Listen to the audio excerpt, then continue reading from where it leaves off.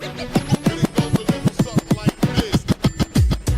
welcome home, everyone. It's good to be back at SoFi Stadium for a 3-game homestand. This is Between the Horns, presented by your Southern California Toyota dealers, JB Long, DeMarco, Farr, and Stu Jackson with us. Maurice Jones-Drew on assignment this week. Yes, in London, right? Not yet. Ibiza first. Wow. Vacation, then a work Is trip. that the normal trip? Ibiza, then London? Is that the normal? Okay. For MJD, or just it is. Yes. Yeah. Joke's on Just him, a though, quick spit because this is stop. like the last remnants of summer. Like, we have 90-degree days. He didn't have to leave Los Angeles to get a beach day in. Not at all. You didn't go swimming, did you, Stu? Not yet? Okay. I did go to the beach, though. All right.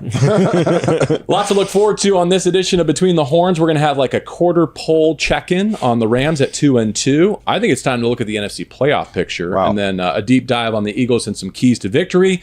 But let's start with the news of the week. Sean McVay is Ron Burgundy. That means Cooper Kupp is hopefully coming back. Wow, the Triple Crown winner is coming back to the Rams offense. You know, going to be fun. Can't wait to see Cooper Kupp. He is must-see TV. He's one of the best players we've ever seen offensively. But when you pair him with Puka Nacua and pair him with Matthew Stafford, who's playing out of his mind, and where does this offense go? What does it look like? Who gets better because Cooper Kupp comes back? I hope Cooper gets his, but I hope whoever benefits from Cooper Kupp being on the field takes it to the next level. One thing that comes to mind for me is as many callbacks as it feels like we've already experienced to 2017 and 2018 with the way this offseason and this season has gone so far.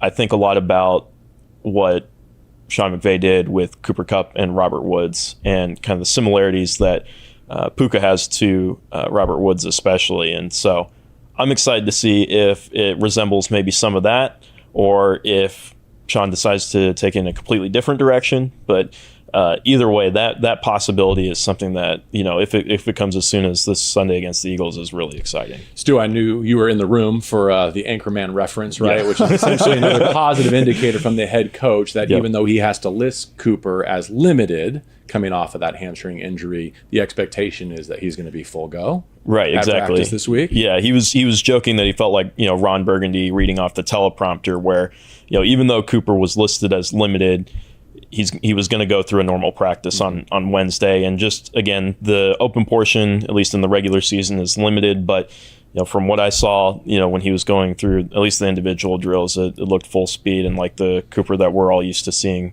to me. So that's hopefully a promising sign. Likewise for QB1, who had that leg injury against the Colts, gutted it out to an overtime victory.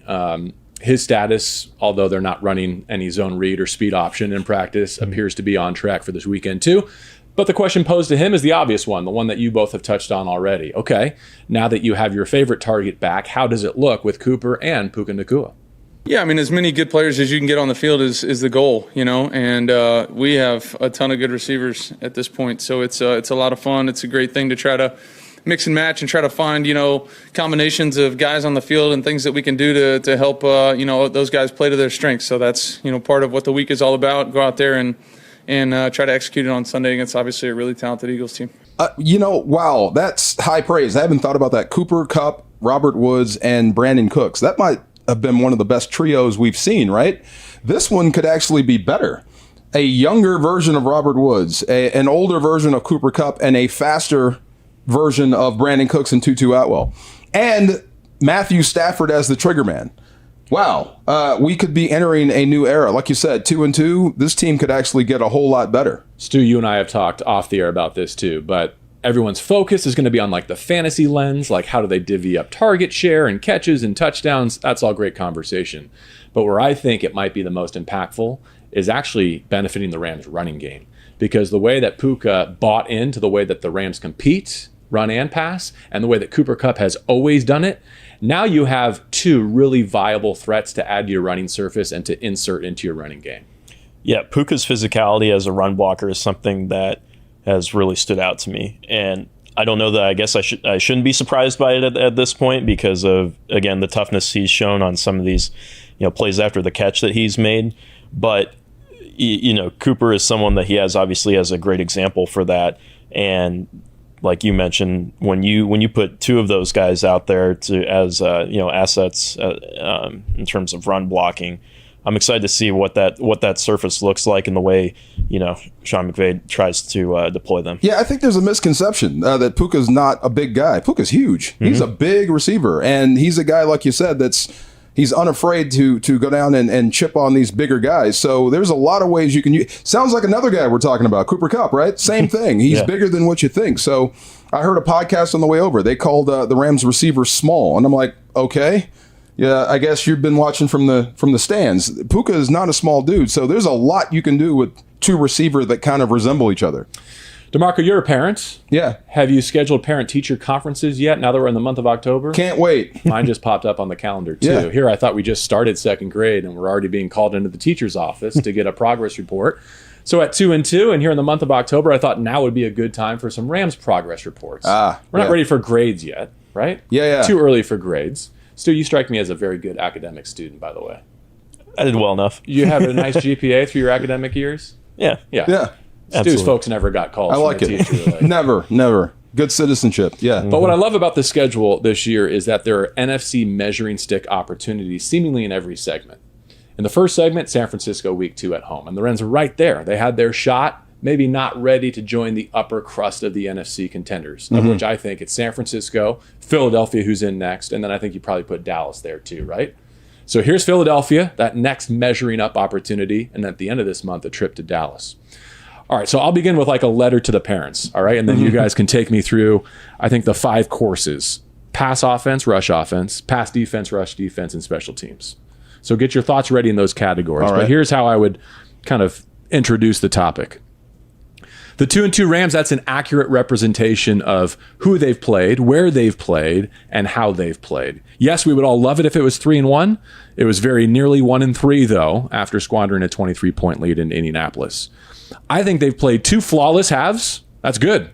Second half at Seattle, first half at Indianapolis. That looks like as good as anyone can be. But at the same time, you haven't put together 4 quarters yet. You haven't put together 4 complete quarters of complementary football. Agree or disagree? Agree. Yeah. Okay.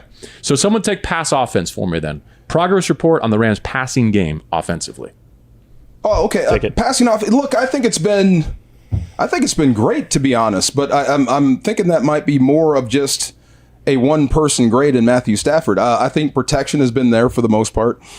You've suffered some injuries. You've had a reshuffled offensive line, but they came together and did a pretty good job and helped you win in Indianapolis. If you didn't have that second half collapse, I mean, we're talking about what a great show it would have been. I mean, if you kept that goose egg. But I'll say the passing offense needs some improvement, but it's nothing to where I would call you in for early meeting, math homework type stuff. So I think the passing offense so far has been a passing grade.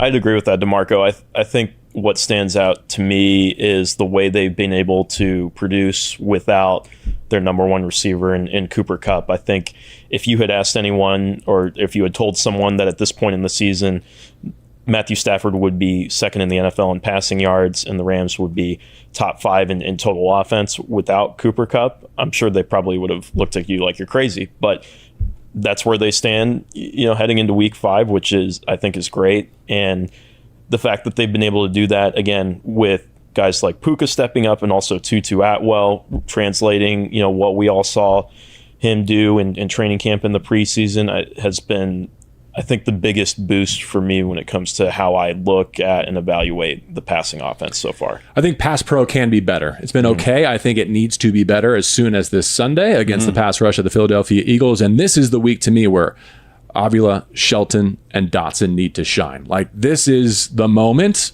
where the offensive line that you've assembled needs to show up. No doubt. That's the thing. Why I would give it a heading in the right direction type grade is because you haven't seen guys get whipped up front in the middle to where Matthew Stafford has just been engulfed. You know what I mean?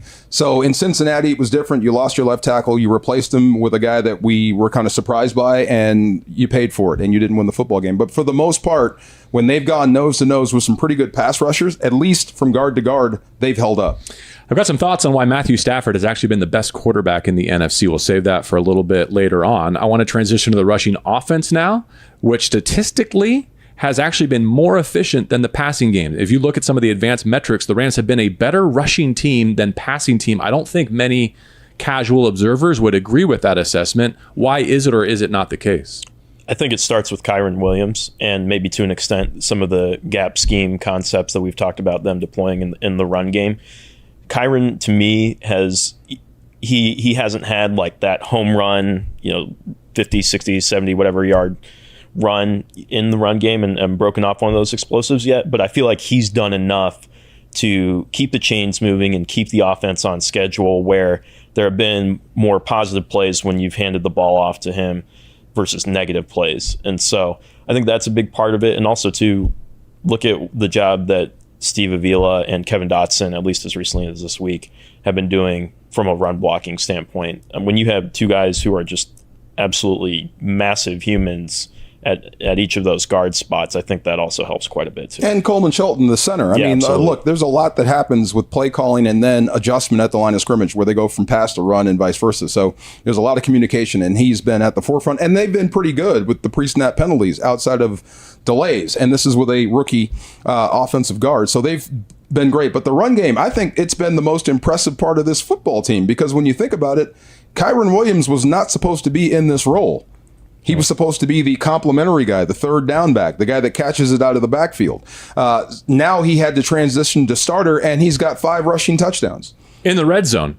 Right. Why is Stafford's touchdown to interception ratio a little out of whack compared to where it normally is historically? It's because he got a touchdown hawk in his red zone, punching it in behind that offensive line. Physical. It's a good sign. Getting downhill. And look, I think they're getting better. And I think we were all impressed with Ronnie Rivers last week. I was. Yeah, he's a little bowling ball, a rolling ball of butcher knives. So I've been more impressed with the way they've been able to run the football effectively against some pretty good defensive fronts and then throw off that play action. All right, let's flip to defense now, and we'll start with the passing defense. Look at the elite wide receiver duos the Rams have faced so far this season. Seattle, San Francisco, Cincinnati, really a trio, and now Philadelphia. I think in that context, I'm not saying you got a grade on the curve, but better than anyone would have expected. Okay, see, this is where I'd say I'll see you at 7 a.m. for extra work, because I think Aaron Donald has been special. Last week, he won the darn game. I know Puka Nacua caught the winning touchdown, but without Aaron, you're not even in that game. I mean, and he won up and down. But the problem is there's not much help. Byron Young's got 2 sacks. You would like more pressure, but I think they fought hard. I think the cornerbacks have played well. They've been tight in coverage. I think they're giving up. They're 10th in the league in yards per pass on defense. So with a lack of a pass rush and the way they're covering, it's been exemplary. But for me, for the passing defense to get, like you said, a better grade, you're going to need to find somebody else that can rush the passer outside of Aaron Donald. I would also say, too, that I think you'll still need to see a little bit more from the secondary as well. I've been pleased with the way that, Akello Witherspoon and Darian Kendrick have played on the outside. I feel like Kobe Durant has done very well at star, but they have had their moments where they've really shined and held their own against some of these duos that we've talked about, receiving duos. But there have also been some learning moments too, and so once those get put together, in terms of referring to the pass rush, I think they'll put the Rams in a really good spot. Surely they've surrendered too many explosives, run and pass, and not as many takeaways as you would like through 4 games. Hopefully those continue to come around as they did in Cincinnati and Indianapolis. How about the run defense? Better than the metrics would indicate, I feel like, especially between the tackles. It looks like a deficiency. Has it always felt that way on Sundays, though? Yeah, outside of San Francisco, I thought they did a real good job against Mixon. In Seattle, I thought the game kind of went away from the run game from Seattle, but they did a pretty good job against their running backs. Indianapolis, if you take away what Richardson did, I think they did a pretty good job against the run, better than what we expected. But that's all the teachable stuff. Really. I mean, that's anybody. I mean, Raheem Morris and the defensive coaching staff, give them a lot of credit. They've lined them up correctly. They've made the right adjustments, and they're playing hard, and they're running to the football. Now it's time for somebody to take a step forward talent-wise, like Bobby Brown, for instance. They can't teach you anymore. It's up to you. Jonah Williams, same thing. They can't teach you anymore. It's up to you. So either you're going to get better or you're going to get worse. But I think the run defense has been better than what we thought it would be. But give credit to the coaching staff. Now it's time for somebody's talent to take over and make this defense special. I would add to that, too. I think you want to also see Kobe Turner continuing to progress as well. Absolutely. As much as you want to see more from Bobby Brown as well in that phase, I think Kobe, if he continues to develop, or as tough as it may be to place expectations like this on a rookie, he's smart enough, and from everything that I've reported about him and learned about him, capable enough of taking those steps. And so I think he's someone who's also been a part of when there's been success in the run game, he's had those moments too, or on run defense, I should say. So let's finish with special teams, and I hope the best is yet to come for Brett Maher and the kicking game. I still have confidence. I do. Even with some misses. I know when place kickers start to miss, everybody starts to worry, and sometimes it becomes a virus, and it affects him, and then you have to change kickers. I don't see that with this guy. I really don't. And when we talk to Sean McVay about him, he's got confidence in the guy. So still, if you need one over 50 to win a football game and you trotted him out, I'd be like, all right, we got a shot here. You know what I mean? Not the opposite way. And punting, I think the punting has come around. Wouldn't you say? They're not punting much, but I think Ethan Evans' opportunities to maybe really tilt some field position and impact games are in this month of October. I really Variety of punts. He's got the missile he could drop down the field, flip field position, and then also the end over end that's tough to field on short field. So, yeah, I think special teams as a whole has come around from preseason. All right, let's get to the NFC playoff picture, because as we evaluate the Rams, I think it's also time to kind of get a survey of the landscape. Some would say, wait a second, JB, you're going to talk playoff picture here in the first week of October. That's way too early. Others would say, hey, welcome to the team. We've been evaluating the playoff picture since we flew home from Seattle. I think there's a group at the bottom that you can pretty well eliminate, and I think there's a clear group at the top that the Rams are chasing, and that separates the kind of middle class of the NFC into the Rams peer group. And the good news that I think is they've got a lot of head-to-head opportunities against that group. So here's what I'm talking about at the bottom. Tell me if you disagree with these. Chicago and Carolina 0-4, probably out. Chicago could be 0-5 by the end of this night. We'll see. I'm pretty sure they're out. 1-3 Minnesota, 1-3 New York Giants, 1-3 Arizona Cardinals. Wow. Even with a win over Dallas. It's one of the most impressive wins, I'll agree. But they've got an uphill climb. True. Yep. Statistically, those teams don't often make their way in. And then I think there's some playoff locks. Anyone disagree that Philadelphia and Dallas are going to be there at the end? San Francisco? Oh, yeah. Detroit in the North looks like a playoff team. And we need a placeholder for the NFC South. Right now, it's Tampa Bay. Right? That could change. Right now, it's Tampa Bay. They're out in front, yeah. All right, so let's say that those 5 seats at the table are reserved. That means you need to be better than 4 of these 5 remaining teams. The Rams need to be better than 4 of these 5 remaining. New Orleans and Atlanta. You got a home game against New Orleans in December. Washington from the East, you also have a home game at SoFi against the Commanders in December. Green Bay in the North, that is going to be a huge trip to Lambeau early in November. And then Seattle in the West, and you got a head-to-head win over the Seahawks and a home game in the rematch coming out of the bye. I like that position. Yeah, I think you'd be favored in four of 5 of those games, wouldn't you? Outside of Seattle, because they're Seattle, I think you'd be favored to win. You'd have the best quarterback on the field if Matthew Stafford plays in all 5 of those games. I guess my point is it's a great opportunity to measure up this weekend. Yeah. But regardless of what happens against the Eagles, in the middle of this schedule, you can really make some headway in the NFC standings and put yourself in position to be there in the home stretch. And I don't think that's what many people saw when the schedule first came out, right? Back in May. I mean, to have those kinds of opportunities we knew that there were going to be some tests, early season tests against potential playoff teams in the first 5 or so 6 weeks of this season. But to have those kind of opportunities, especially the Green Bay game, that becoming that much more meaningful now, is something that's really, really intriguing. We will know so much more at the end of this homestand and this month, of course. All right, let's get to the Eagles. They are one of 2 remaining undefeateds left in the National Football League. It hasn't always been pretty. In fact, Darius Slay called it an ugly 4-0. And so I think the question from the Eagles' perspective coming to SoFi is, are they primed for an upset? Like, have they been overachieving and due for a loss? Or did they just find their stride? Did it just click in, especially offensively, for Hurts and company in that overtime win over Washington? How do you see it? What's ugly about 4-0? Yeah, that's what I was going to say. Same problems. Yeah, you know what I'm saying? 4-0. Well, they're good. You talked about the best teams in the NFC. San Francisco, is always top of mind. But Philadelphia is right there. I think they have the best lines, both sides, in football. They pour into them, don't they? They absolutely. All their resources. Oh, their D-line is fun and scary to watch. It's fun to watch as a former defensive lineman. It's scary to watch because we're the next football team. Uh-huh. They absolutely get to you. Their offensive line, they're a bunch of Navy SEALs, man. They work well together. They really do. And so this will be a test for both sides of the ball for the Rams' offense and defensive lines. I'm also looking forward to the challenge of yet another, as you kind of alluded to earlier in the show, JB, another strong receiving duo for the secondary to go up against. I mean, there are weeks, and even going back to last season, where if it's not A.J. Brown's game, it's Devontae Smith's game. If Devontae Smith doesn't have a good game, then A.J. Brown goes off. Sometimes they both go off at the same time. Point being, they're both very, very talented, minimum Pro Bowl talents, and guys that are certainly going to pose a challenge to the Rams secondary. In many ways, they're like the Athens, Georgia Bulldogs of the NFC East, right? They've drafted so many of those national champions. One thing we talked about with Sean McVay on Monday, DeMarco, is at least the schematic similarity or carryover. The thought was, if you're going to play the Colts and the Eagles in the same season, nice to have them back to back. True, because you don't have to change much and you can teach off what just happened in Indianapolis. But the same is true for them. They're going to look at what or how Anthony Richardson had success and come right back to it. So, look, I think the issue right now on this football team, I guess if you would call it a deficiency, it would be edge, right? So you saw what Anthony Richardson was able to do, put them back in the football game. What did you guys call him? A leverage destroyer? Did you call him that? Because that's true.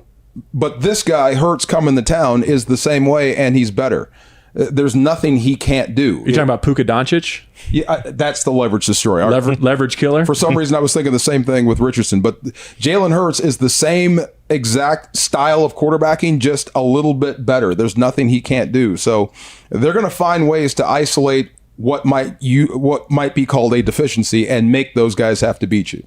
DeMarco, what do you think of the tush push as a former defensive lineman?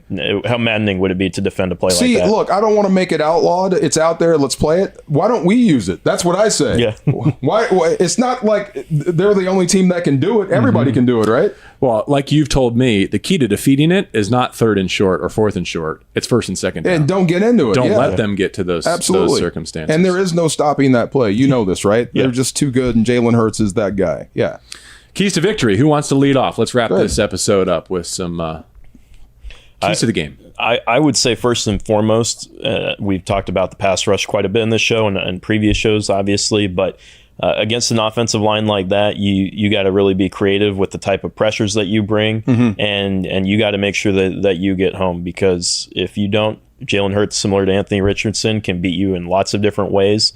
And the last thing you want, like I said, is either beating you with his legs or making some of those off-platform throws where he's able to escape the pocket and find one of his receivers downfield. And so, again, it's not going to be easy because, as DeMarco said, just with how much talent, especially they have on that offensive line. But that's the number one thing for me. No doubt. It's funny, on the way over or yesterday, thinking about keys to victory, and it's like, come up with a way to beat Philadelphia. You just kind of laugh, right? Really? Yeah. Okay. What do? I mean, you could do what most teams have done, throw around that D-line and hope you can get the ball out. Or you can try to run through it like Minnesota. And there have been people that had success against Philadelphia. They are not unbeatable. But if I had one key to victory, and it's weird, it's not something that you can quantify. It's really, how much can Matthew Stafford take and keep getting up? Because there's going to be a lot of times where even if it's a great play, a touchdown pass, he's not going to see the end of it. He's going to be on the bottom of a pile. They've got a great pass rush, and it comes like a wave. It'll just crash right on top of you. So it's how many times can you get hit and keep getting up and keep proving to them that you're made of steel. And on the other side, I guess this might be the key. No drops, because when he's under pressure and he's getting hit, you might as well give the guy the respect of catching it. Don't make him go through that for nothing. So no drops against the Philadelphia Eagles. Hopefully you might have a chance to win. I'm with you. I do hope the return of Cooper Kupp means he gets hit less. He's going to wear it, don't get me wrong, but the ability to win assuredly, early, reliably, I think that can take some of the heat down on Matthew Stafford. But for me, it's be the best quarterback in the stadium. He has been the best quarterback in the NFC through the first month of the season. Let me say that again. He deserves to be the NFC Pro Bowl starting quarterback if we ended the season today. I don't think many people outside of this room or this facility will understand that or agree with that. But you look at what he's done to get to 2-2, and there's nobody else who's outperformed him in the NFC. There really isn't. Never has touchdown to interception ratio lied so badly. Tell your fantasy football buddies that they're not seeing the full picture here, because the underlying metrics, Pro Football Focus, QBR, EPA, you name it, he's right up there with the best in the game and above the rest, including Jalen Hurts in the NFC. If we can say the same thing about Matthew Stafford when we drive home from SoFi on Sunday, the Rams are going to open up this 3-game homestand by getting above 500. It's going to be rough. It's going to be fun. No one said it was going to be easy. It's going to be rough. It's going to be fun. But what Sean McVay tell us on Monday? Yeah. If these aren't the type of games that are for you, then you don't belong in the National Football League. This is going to be like Rocky IV. Here comes Drago. You know what I mean? But he can't be beaten. For Stu Jackson and DeMarco Farr, and for anyone who might be listening and watching from Ibiza, looking at you, Maurice Jones-Drew, I'm JB Long. Thank you for being with us for this Week 5 edition of Between the Horns, presented by your Southern California Toyota dealers. I guess I shouldn't blow up his spot like that, right? Where in the world is